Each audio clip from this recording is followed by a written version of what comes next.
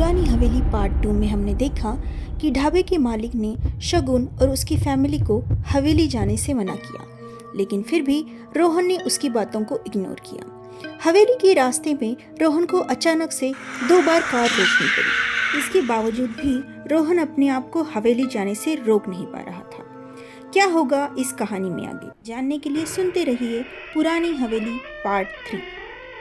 शगुन रोहन से कहती है, शायद थकान की वजह से या फिर आपको नींद आ रही होगी।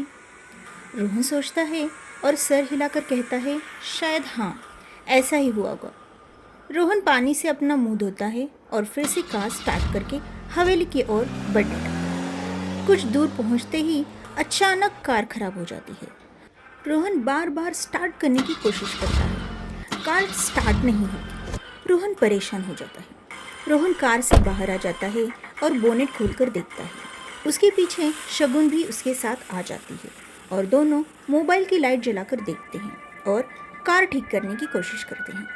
कार के रेडिएटर से धुआं आने लगता है तो रोहन थोड़ा पानी रेडिएटर में डाल देता है। इतने में रोहन देखता है एक बुढ़िया जिसके सफ़ेद चमकती बाल, हाथ में लाठी और थोड़ा झुककर चलती हुई उसकी ओर आ रही है। रोहन शगुन को कहता है कि ये बुढ़िया हमारी तरफ आ रही है, ये यहाँ आए तो इनसे पूछता हूँ यहाँ कोई मैकेनिक मिलेगा या नहीं।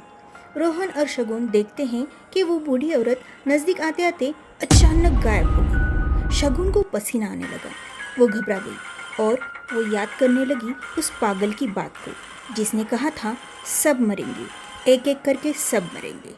शगुन रोहन से कहती है कि हम वापस चले जाते हैं, मुझे कुछ सही नहीं लग रहा है। एक के बाद एक हमारे साथ कुछ ना कुछ हादसा हो रहा है, मुझे कुछ सही नहीं लग रहा।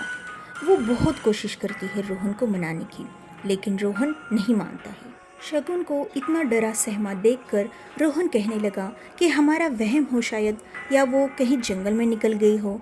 शगुन बोलती है, नहीं, मैं उसे देख रही थी, वो अचानक नज़रों से ओझल हो गई। रोहन अकेले बच्चों और शगुन को छोड़ के भी नहीं जा सकता था क्योंकि रास्ते में अंधेरा बहुत था और कार जंगल में खराब हुई थी। इसलिए रोहन मदद के लिए रास्ते के हर तरफ देख रहा था कि कहीं से कोई आए और रोहन की मदद करे।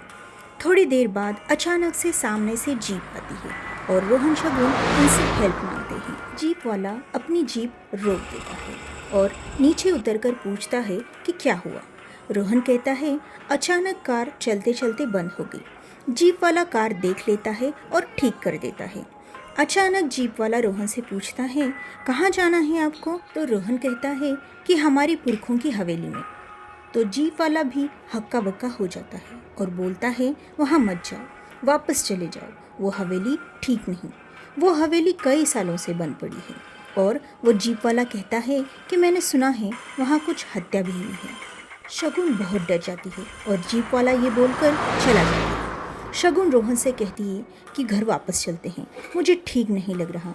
तो रोहन कहता है कि अरे ऐसा कुछ नहीं, ये सब हमारी प्रॉपर्टी हड़पने के लिए कहानी बना रहे हैं ताकि हमारी प्रॉपर्टी हड़प कर ली जाए या सस्ते में हम बेच दें। रोहन जैसे तैसे शगुन को मना लेता है और फिर दोनों कार में बैठ जाते हैं और हवेली की ओर बढ़ने लगते हैं।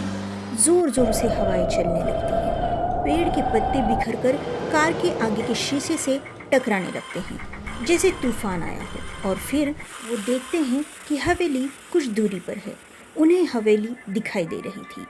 रोहन और उसकी फैमिली के साथ आगे क्या होने वाला था, ये जानने के लिए सुनते रहिए पुरानी हवेली।